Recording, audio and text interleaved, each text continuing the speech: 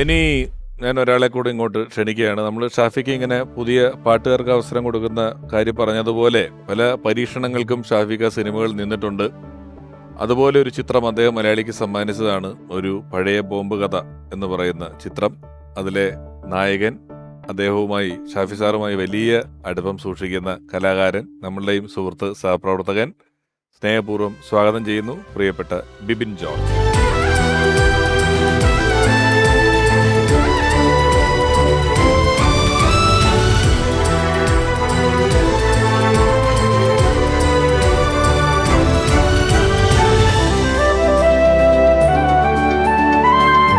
ബിബിൻ നമസ്കാരം. നമസ്കാരം ചേട്ടാ. ബിബിൻ ഇങ്ങനെ സിനിമകൾ എഴുതി, പല സിനിമകളൊക്കെ എഴുതി, അത് കഴിഞ്ഞിട്ട് വിഷ്ണു ബിബിൻ്റെ സുഹൃത്തൊക്കെ ഹീറോ ആയപ്പോഴൊക്കെ ബിബിനെ ഒരു ഹീറോ ആവണം എന്നുള്ള മോഹം വലിയ കാര്യമായിട്ട് മനസ്സിൽ കൊണ്ടുനടന്ന ആളാണ് നമ്മൾ പരിചയപ്പെട്ട കാലം തൊട്ട്. എന്നാൽ ബിബിൻ്റെ ആ ആഗ്രഹം സാധിച്ചു കൊടുത്ത ഒരാൾ, അത് ഇത്രയധികം ഹിറ്റ് ചിത്രങ്ങൾ മലയാളിക്ക് ഒരുക്കിയിട്ടുള്ള ഏത് നടൻ്റെയും ഡേറ്റ് ലഭിക്കാൻ എളുപ്പമുള്ള ഒരു സംവിധായകനാണ് ബിബിന് ആദ്യത്തെ ഹീറോ ആയിട്ടുള്ളൊരു സിനിമയിലേക്ക് അവസരം തരുന്നതും കൊണ്ടുവരുന്നതുമെല്ലാം. തുടർന്നും ബിബിനെ ഞാൻ കാണുന്ന പല സന്ദർഭങ്ങളിലും ഒരു കോമഡി പടം എഴുതുന്നു, അത് ഷാഫി സാറിന് വേണ്ടിയിട്ടാണ്, ഷാഫി സാറുമായിട്ട് ഡിസ്കസ് ചെയ്തു എന്നൊക്കെ പറഞ്ഞ് ഇവരിങ്ങനെ കഴിഞ്ഞ ഒരു 2 കൊല്ലത്തിനിടയിലൊക്കെ എപ്പോൾ വിളിച്ചാലും ഇവരൊരു ഷാഫി സാറ് പടം പരിപാടികളെന്ന് പറഞ്ഞിട്ട് പ്ലാൻ ചെയ്ത് നിൽക്കുന്നതാണ് കണ്ടിട്ടുണ്ടായിരുന്നത്. ആ ബോംബ് കഥയുടെ ഒരു വഴിയും നിങ്ങളുടെ ഒരു ബന്ധവും എങ്ങനെയായിരുന്നു?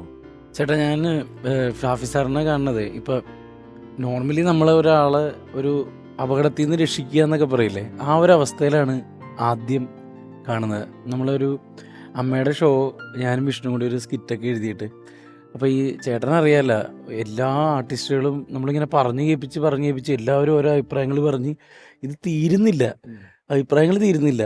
ഇതിങ്ങനെ കേൾപ്പിച്ച് മാറ്റിക്കൊണ്ടേയിരിക്കുക. 2-3 ദിവസമായിട്ട് നമ്മൾ സ്ക്രിപ്റ്റ് പറയും, അത് പൊളിക്കും, പിന്നെ എഴുതും, ഇങ്ങനെ ഒരു രക്ഷയില്ല. അപ്പം ലാസ്റ്റ് ഈ പറഞ്ഞ പോലെ ഷാഫി സാറ് റൂമിലേക്ക് വന്നു. അപ്പോൾ ബാക്കി എല്ലാവരും ഇനി ഷാഫി കേൾക്കട്ടെ എന്നുള്ള രീതിയിലാണ് പറഞ്ഞിട്ട് പോയത്. സാറിനെ കേൾപ്പിച്ചു.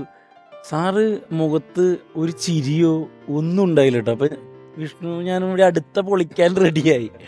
കാരണം ഇനി രക്ഷയില്ല, ഇനി അദ്ദേഹം പറയും ഇഷ്ടപ്പെട്ടില്ല, അടുത്ത പൊളിച്ചോ എന്ന് പറയും എന്നുള്ള രീതിയിലേക്ക് എന്നിട്ട് പറഞ്ഞു.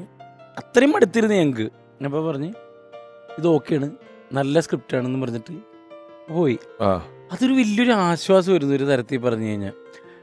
അപ്പോൾ എന്തുകൊണ്ടാണ് പുള്ളി ചിരിക്കാഞ്ഞെന്ന് ഞാൻ പിന്നീട് പരിചയപ്പെട്ടതിന് ശേഷം ഞാൻ ചോദിച്ചിട്ടുണ്ട്. അപ്പോൾ ഷാഫി സാറ് പറഞ്ഞ പോയിന്റ് എന്ന് വെച്ചാൽ പുള്ളി അതെല്ലാം വിഷ്വൽ കാണുമായിരുന്നു, ചിരിക്കാനുണ്ടെന്ന് പുള്ളി മനസ്സിലാക്കുന്നുണ്ട്. അത് പൊട്ടിച്ചിരിച്ച് നിങ്ങളെ സന്തോഷിപ്പിക്കേണ്ട കാര്യമൊന്നും ഇല്ലല്ലോ, അതിലുണ്ട് തമാശ എന്ന് പറഞ്ഞ് തുടക്കത്തിൽ അങ്ങനെയാണ് ഞങ്ങൾ തുടങ്ങുന്നത്.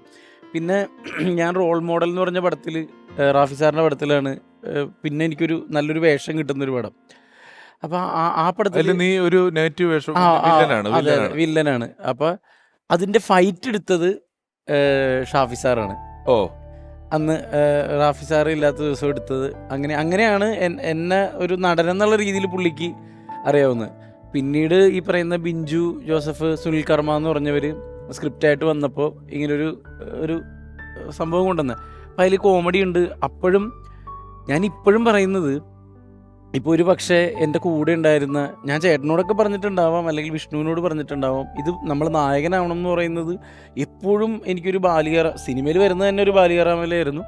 നായകനാവുക എന്ന് പറയുന്നത് പറയാൻ പോലും നമുക്ക് പേടിയാണ്. നമ്മളത്രയ്ക്ക് എന്തെങ്കിലും കളിയാക്കുമെന്ന് പേടിച്ചിട്ട് അങ്ങനെ നിൽക്കുന്ന ഒരു സമയത്ത് നമ്മളെ നായകനായിട്ടൊരാൾ വിഷൻ കാണുകയാണ്. അത് ചിലപ്പോൾ എൻ്റെ ഏറ്റവും അടുത്ത സുഹൃത്തുക്കൾക്ക് ഉണ്ടായിട്ടുണ്ടാവില്ല, എൻ്റെ അമ്മച്ചിക്കും അപ്പനും ആഗ്രഹം ഉണ്ടായിട്ടുണ്ടാവും, പക്ഷെ അവർക്ക് പോലും ആവും എന്നുള്ളൊരു തോന്നലുണ്ടായിട്ടുണ്ടാവില്ല, എൻ്റെ സഹോദരങ്ങൾക്ക് ഉണ്ടായിട്ടുണ്ടാവില്ല, ആർക്കും ഉണ്ടായിട്ടുണ്ടാവില്ല നായകനാക്കാം അല്ലെങ്കിൽ നായകനാവും എന്നുള്ളത്.